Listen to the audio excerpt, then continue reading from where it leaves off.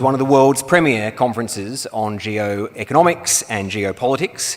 It addresses the most challenging issues facing the Indo-Pacific and the global order. After the successful first Australian Raisina in Sydney last year, we're back, buoyed and delighted to be hosting an even bigger event here in the nation's capital.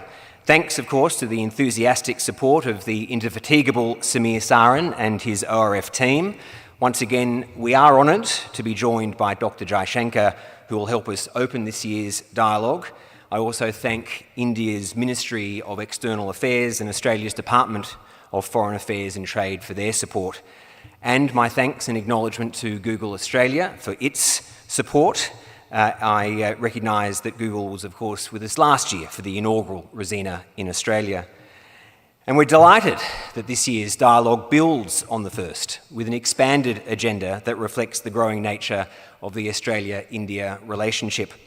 This really is a partnership for the future. The agenda, to borrow from Foreign Minister Wong's words, sees the world as it is, but seeks to shape it for the better. Not just for Australia and India, but because it's in the interests of the broader Indo-Pacific. We know that the Indo-Pacific is a dynamic region with enormous appetite for growth, cooperation and partnerships.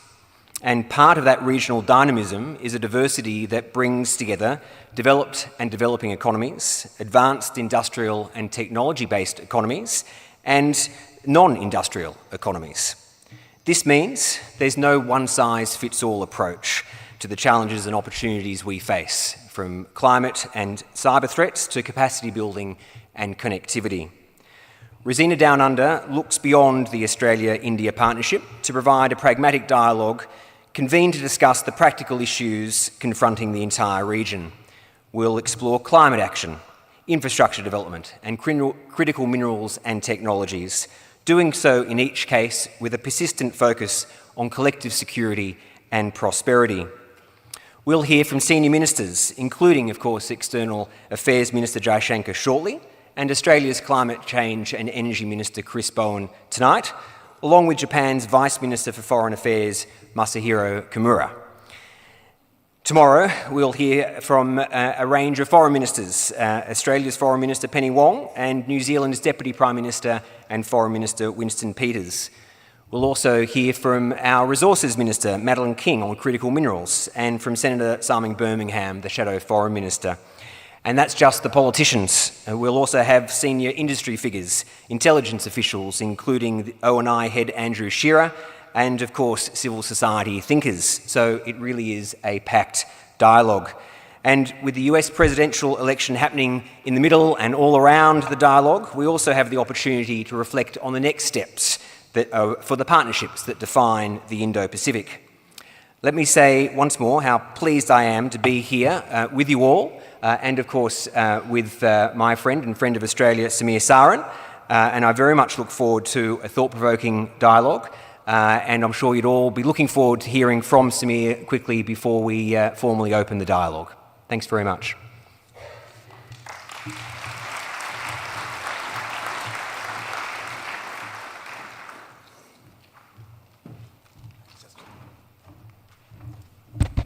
Thank you, Justin, and thank you for welcoming us to Australia once again for Raisina Down Under. I was telling my colleagues in Delhi that when you hosted this for the first time, this was a passion project. But when you do it for the second time, it's a commitment. And I think Raisina Down Under, the second time around, is a commitment of ORF, of the Raisina platform, to create a dialogue for the Indo-Pacific, which sees voices, issues and outcomes that serve communities, people, and of course governments that are seeking to navigate interesting times. I just want to make 3 points. The first, that this room is full of those who have changed the India-Australia relationship over the last 10 years. I can see so many of them, and I don't want to list them, but literally each one of you in this room has somehow changed that bilateral. And of course, one of the principal architects of that change will be with us on the stage, Dr. Jaishankar. Let me acknowledge him. He's joined us in the room at this stage. But each one of you in some ways has changed that relationship, and I think it has just begun.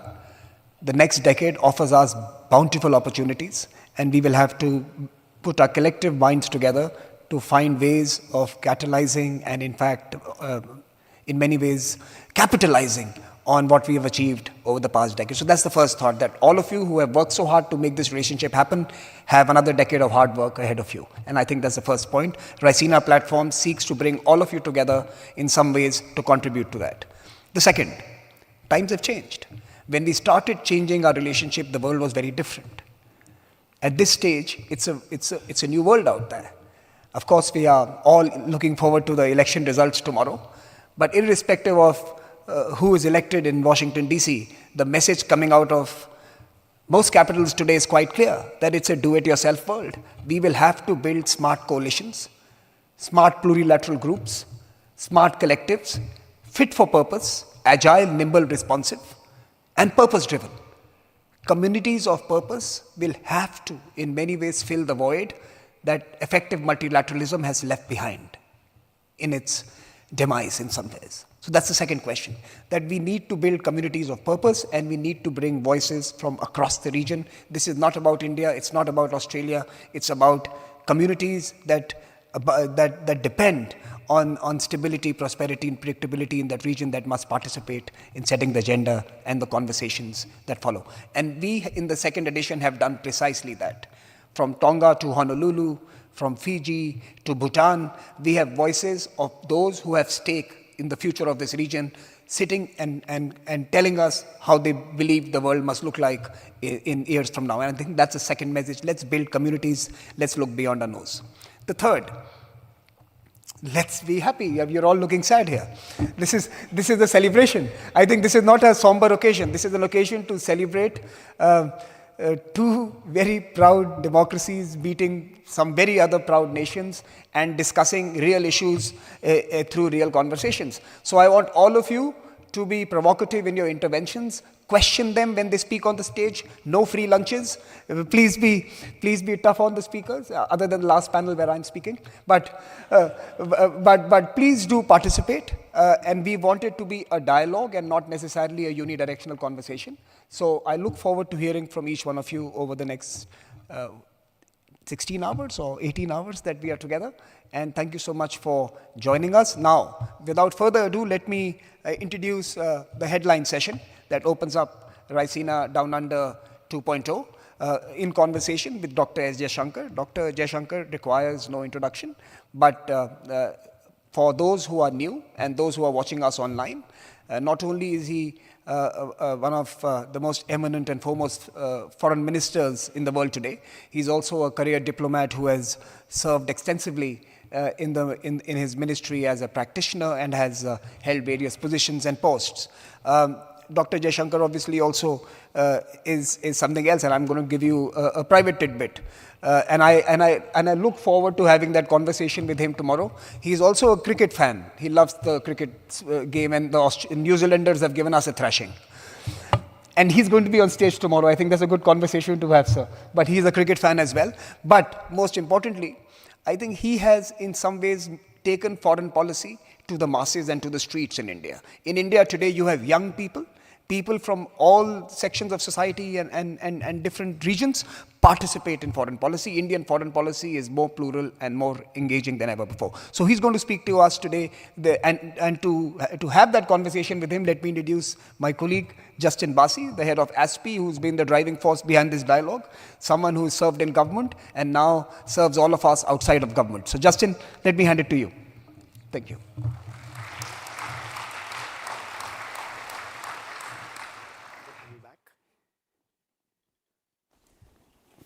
Thank you.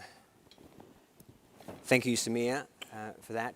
Dr. Jaishankar, thank you for being back here in Australia and for re-enlivening the Raisina dialogue down under, as Samir said, for 2.0. And to your credit and to the team's credit, you are absolutely living up to the Raisina being a dialogue and being involved in conversation, allowing us to canvass a full range of issues. So welcome. It's an absolute pleasure for us to be able to share this time with you. Thank you. It's good to be back. Great. I would love to spend the entire time talking cricket with you, but the substantive issues really, I think, are incredibly important, covering a full range of issues. I'd love to have some time towards the end opening up to some audience questions. So if you have a few, think of a few very important questions and we'll try and cover as many as possible.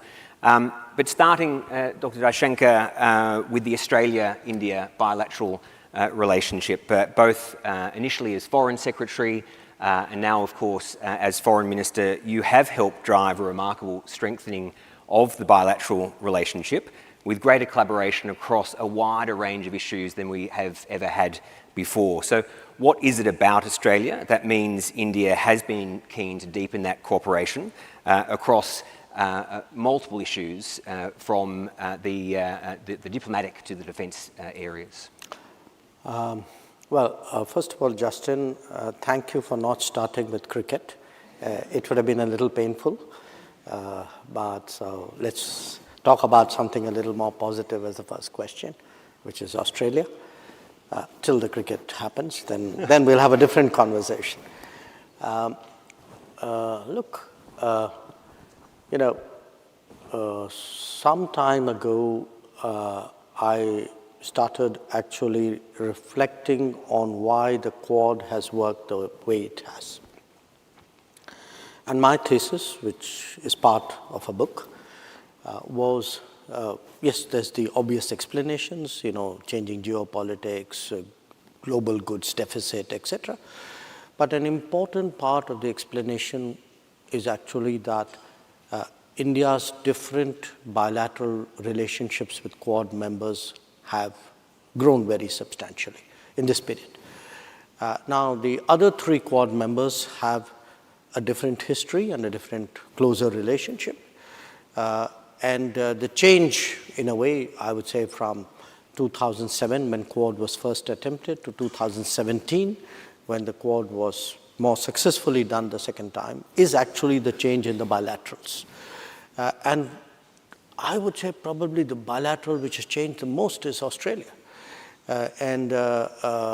One metric of how a relationship is really is, okay, so how often did the PMs meet?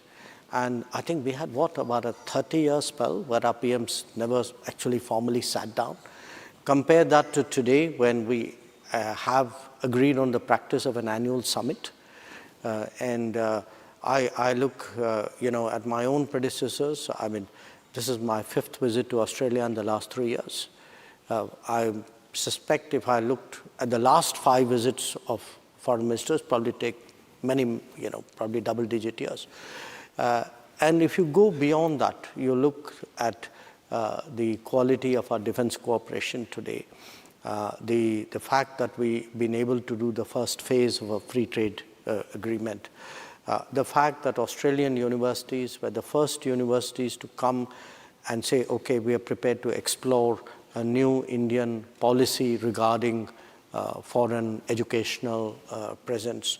I look at the Indian diaspora numbers. So I look at the trade volume, which is, I think, $48 billion right now.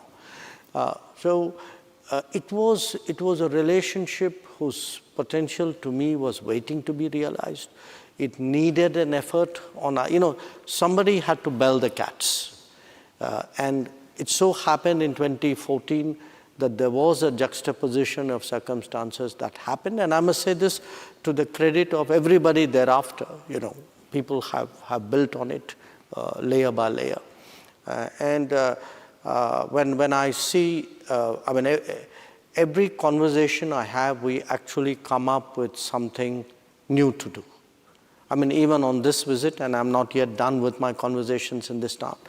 I was in Brisbane 2 days ago, and I visited the HADR warehouse that DFAT runs. It was a warehouse which helped us deliver relief material to Papua New Guinea. And when I look at it, this is a platform which would be very helpful to us. We could think of, in fact, how it could be helpful to Quad as well. the more we do, the more possibilities open up. I think somewhere we needed to, there were some preconceptions on either side. I mean, let's be honest about it. That we had some image of you, and you probably had the same of us, which somewhere held us back. I think once we have overcome it, we are today, really the relationship is on a roll.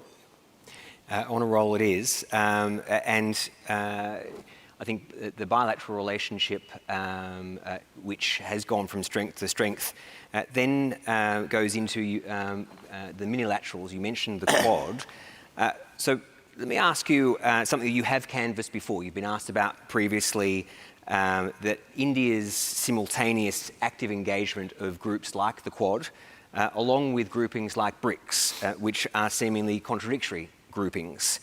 Your response has consistently been that India is able to walk and chew gum at the same time. And of course, the ability to understand all nations and work with all parties is vital. Australia has missions all over the world, including places like Moscow and Tehran, of course. So my impression, Minister, has been that India sees value in being in all these groupings, but doesn't always necessarily see them as equal. How do you, as Foreign Minister, and how does India navigate these different relationships to still ensure that countries around the world see India as a large nation that prioritises the protection of international rules? Again, history, political culture, to some extent, kind of a security ethos, all these feed into decisions you make. In the case of Australia, I mean, you have a long, a very old treaty relationship with the United States, which is your primary security. I mean, it's the anchor relationship in a way. That's not been our history. Our history has been really to kind of maximize space and options and gain more maneuvering ground and try and do more things, autonomously. So that's where we are coming from. Now, given that, it's natural today when actually the world is much more fragmented, when in one sense clearly much more multipolar, much more complicated, that it's not easy to say today, okay, these countries are on that side and those countries are on that side. There's a lot of cross holdings in a way. Given all that, we do think that the ability to, in fact, not just the ability, the strategy to have, a presence in different groupings and develop working combinations with different countries, because each one of them has a logic of its own, and I would not set one against the other. I mean, to us, we really honestly, and I'm not being clever here in my argument, we honestly don't think being members of BRICS excludes you from being members of Quad, because to us they serve very different purposes. I mean, Quad has a certain Indo-Pacific context. Again, the manner in which it grew, the building blocks of Quad were very different. In the case of BRICS, it was really a coming together of some large countries whose common feature in many ways was that they were non-Western. So by joining Quad, now I don't become Western. I mean, I still remain non-Western. I'm not anti-Western, but I'm not Western. So I think, in fact, in many ways, I would argue that this multiplicity of memberships and being able to navigate them are natural. I would even go a step further and say, actually, there's a service we can do by this. At a time when the world is very polarized and countries often don't communicate with each other. I look at the world today, and let's take the two big conflicts which are underway, Ukraine and the Middle East. There are not too many countries and too many leaders who can go to Moscow and go to Kiev and go to Tehran and go to Tel Aviv. No, there aren't. That's for sure. And I think that the world does look to you, look to India in many ways to play a balancing role in many of these areas, and perhaps from Australia's perspective to keep an eye on some other countries as well. Can I raise the recent BRICS and some of the language in the Kazan Declaration that interests me, and I think it interests many people in Australia and the region, that goes to show, I suppose, how challenging, you talk about it being fragmented and complicated, the world, how challenging it is to manage all these groups. The language in the declaration indicated that the sanctions, for example, against Russia for its invasion of Ukraine were unlawful, coercive measures. And it also described Israel's pager operation against Hezbollah as a premeditated terrorist act. So is that part of the navigation that India needs to go through to make sure that it is part of these groups and can play the important role that the large nation India is, or is it becoming more difficult when perhaps, I suppose in my view, some of those BRICS countries are imposing on others in a way that maybe the Quad democratic countries aren't imposing in their field? Well, negotiations are negotiations. Whether it's once you are inside a room, everybody tries to get their point of view reflected to the best.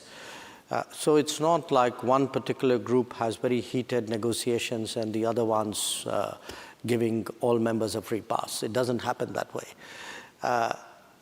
What really, the reality of my job is in each of these groupings and any other grouping you go to, you enter the room with some key objectives. Others do the same. Often they could differ, sometimes in nuance or emphasis, sometimes much more fundamentally. And then you try at the end of an outcome document to get the best you can. So I don't, if you look at any gathering and you ask a country, saying, did you, is this the perfect document? Did it reflect everything which is your national position? I think anybody truthful will say, no, it did not. Because every gathering, every outcome document is some kind of compromise to some degree. So often, therefore, when you present me with this kind of situation, I would say, well, that was our position in the BRICS. That does not mean it would necessarily be our position somewhere else. I mean, life is a degree of maneuverability and adaptation and some give and take and some wheeling and dealing. Yeah, no, makes sense. So standing by principles but adapting to the particular audience, that makes sense. You refer, Minister, to the importance of negotiations. I think a lot of countries, including Australia, look to your relationship with China, and the negotiations across a range of issues that India has dealt with. And of course, recently the two countries announced a way forward on issues concerning the disputed border area.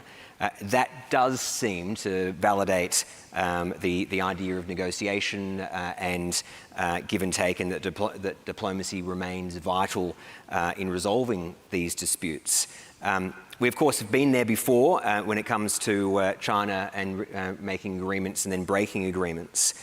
So I'm keen to hear your thoughts on where you see the India-China relationship, having now made that seeming breakthrough. Where do you see that relationship going in the next few years, given that it's not just important for India and China, but the relationship is really vital for the region itself? Sure. Justin, let me split that into three parts. What did we just negotiate? What still lies ahead of us? And in a sense, what's our medium, long-term view of the particular relationship?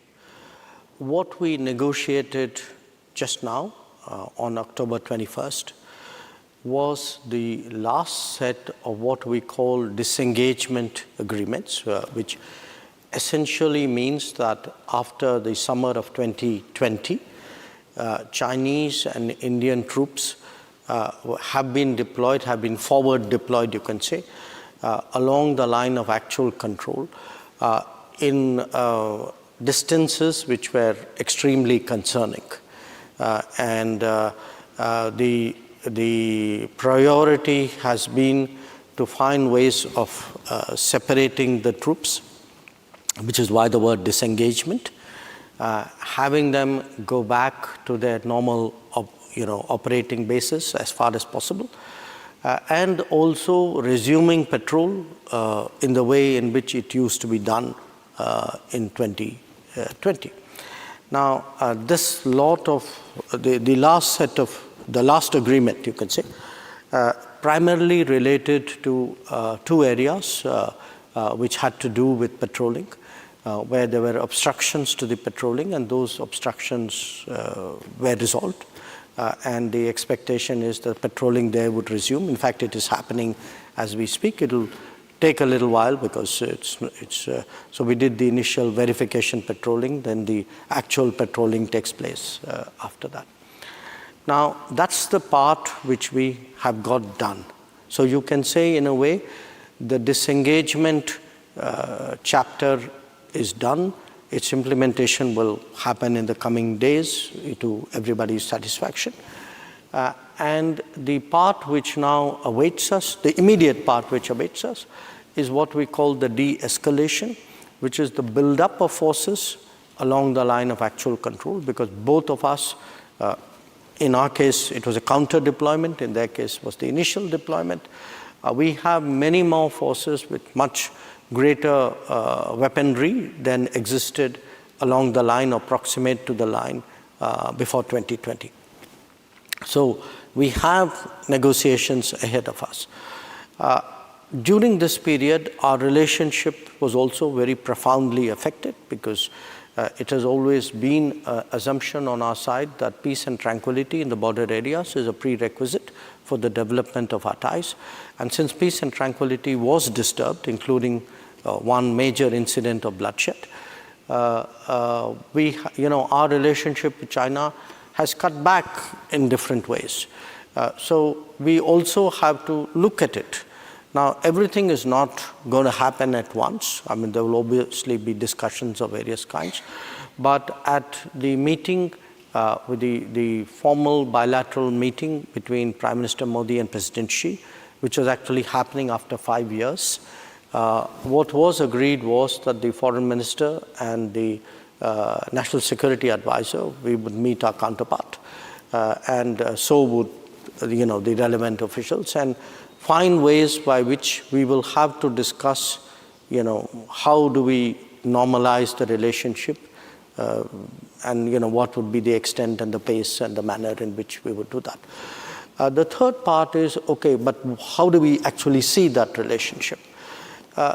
It's really, in a way, quite a challenge, because you have two, the two most populous countries in the world, both of whom have been rising.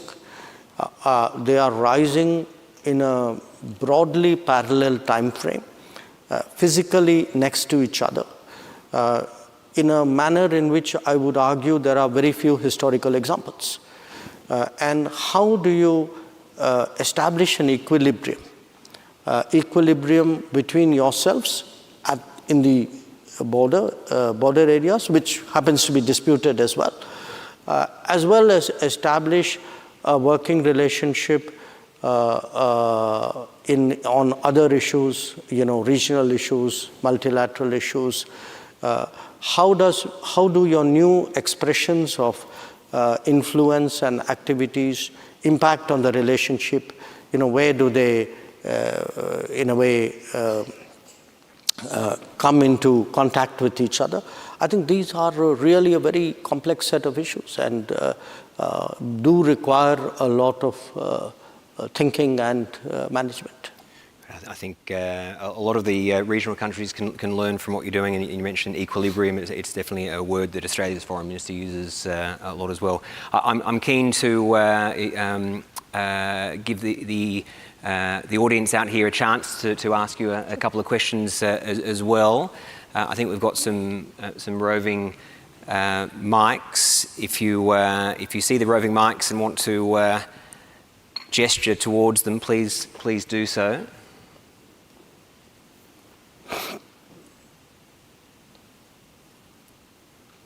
There's a hand over here. Thank you so much. Minister, my name is Lan Anh, come from Diplomatic Academy of Vietnam. I have two questions for you. The first question is that I know that you are the author of the book, Indian Way. So I just would like to explore, in your opinion, what is the Indian way, or what is the Indian strategic priority in the face of more and more or stronger and stronger collaboration between China and Russia? That is my first question. And if I may, I do have the second questions. My second question is that, in your opinion, how China, how India and the global South will do in the high-tech and the critical tech competitions between the US and China and between the other power, in which way that they can reduce the over-dependence and increase autonomies? Thank you. Well, actually you had three, because you had India Way, you had Russia, China, you had ISET. Look, the reason I wrote the first book was I just ended 41 years in the Foreign Service. I felt I'd learned something in that period and felt this great urge to express that something in prose. Part of it was also a few things which provoked me.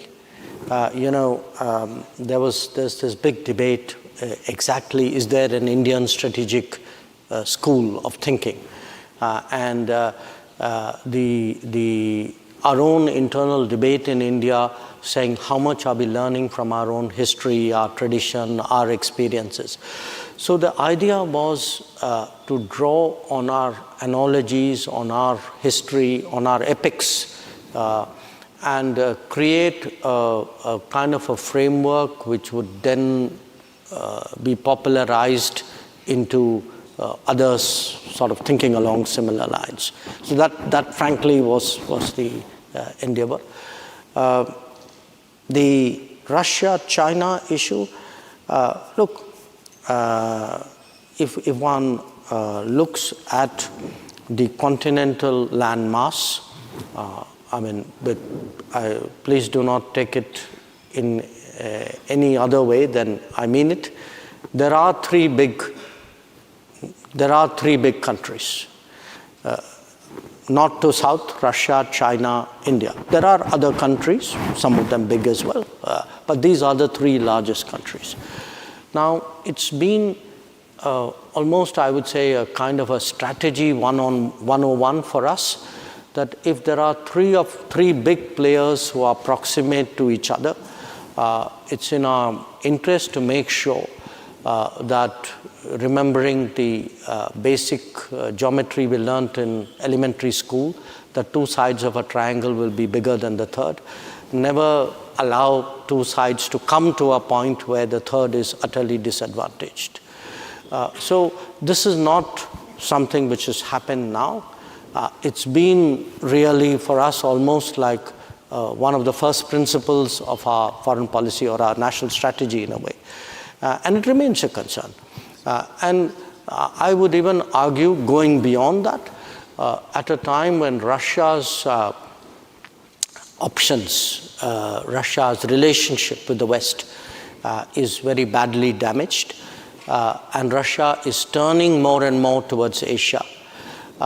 It's useful in Asia that we give Russia more options. So that would be an advice I offer to Vietnam as well. So I think the more sort of broadly Russia is engaged by Asian countries, frankly, that will allow that much more diplomatic, political flexibility for everybody concerned. This is not to say that it's not directed against any particular country. I think this is the way the world should be run. In our view, everybody should get more space, more options, more solutions, and it makes for a more, let us say, a more exciting life, and that's what we all want. Your third question on ISET, there are issues where sometimes being close to the middle and focusing on expanding your space is a primary objective. There are issues on which doing collaborations are your primary objective. At that stage, this is not one of those issues you look for balancing so much. You actually look for practical outcomes. You look at a choice of partners and say, which choice of partners is likely to be more advantageous to me? Certainly from an Indian perspective, I would say for us, by and large, the Western world, specifically the Quad, even more specifically the United States, is a very crucial ISET partner, and that's really the direction you should be looking at where we are concerned. Thank you. And I think because that was 3 questions, we might have chance for maybe one more before moving on to our Minister Bowen's session.